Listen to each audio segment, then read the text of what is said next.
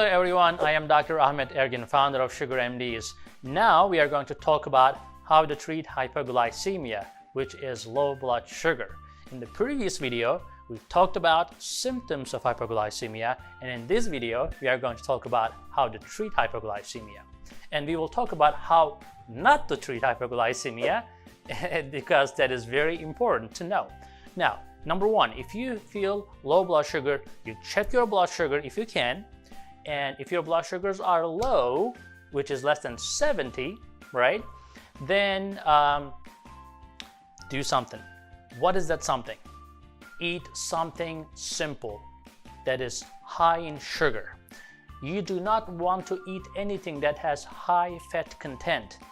It could be sweet, like chocolate is sweet, right? Peanut butter could be sweet. You can put as much honey into it. But as long as there's fat in something, in any food, you are not going to be able to fix the hypoglycemia very fast. And the reason for that is fat slows the absorption of any food. So you have to have orange juice, Coke, anything with sugar in it. Crackers are fine, honey is good, candies are fine.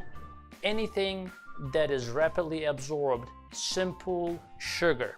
So most of the time, people sometimes use glucose tablets, sometimes they keep some candy in their pocket.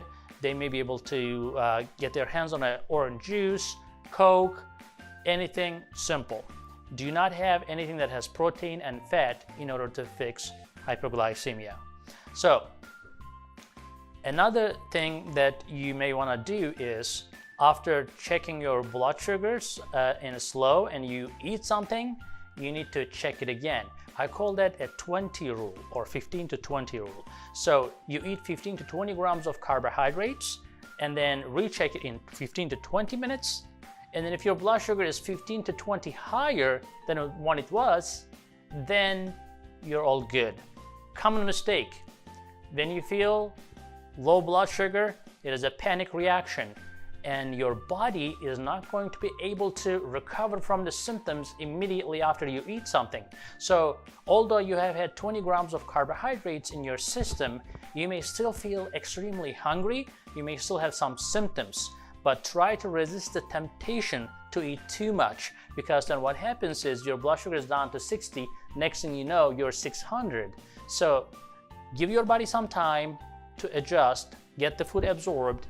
After 15-20 minutes, if your blood sugars are not higher, then you can have another 15 to 20 grams of carbs. Now, this sometimes happens if you are taking insulin, and if you have given a really high amount of insulin by mistake or any other reason, then you may not be able to recover from hypoglycemia quickly. But if you keep checking your blood sugar every 15 to 20 minutes, and then you keep things together and your consciousness is okay, you're fairly feeling okay, try to avoid over treating. Okay, so when you have a very severe low blood sugar reaction and you cannot really fix it yourself because you are disabled, right? What to do with it? It's always a good idea to be prepared. So there are glucagon medications. It comes in an injection form. There's some old way of doing this where you have to mix it and give an intramuscular injection. Recently, there has been a ready-to-go injection method that is has been introduced to the market. It's called Gvoke. And then most recently also there has been a development with the nasal glucagon, and that's called Baqsimi. No matter what application or medication you have, it is important to have glucagon somewhere, and then you should have people who live with you or your relatives to know and be aware where this glucagon is. Because if you are unconscious, and the only way sometimes to bring your blood sugars back up could be that glucagon injection or glucagon nasal application that can save your life. Of course, they can always try to put some honey into your mouth, but it may not be absorbed appropriately, especially if you're having seizures, God forbid. But it is always a good idea to know how to do glucagon injection or the nasal application.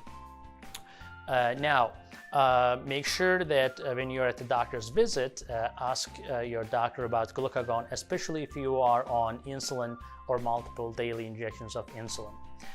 And again, most importantly, you need to learn how to avoid hypoglycemia.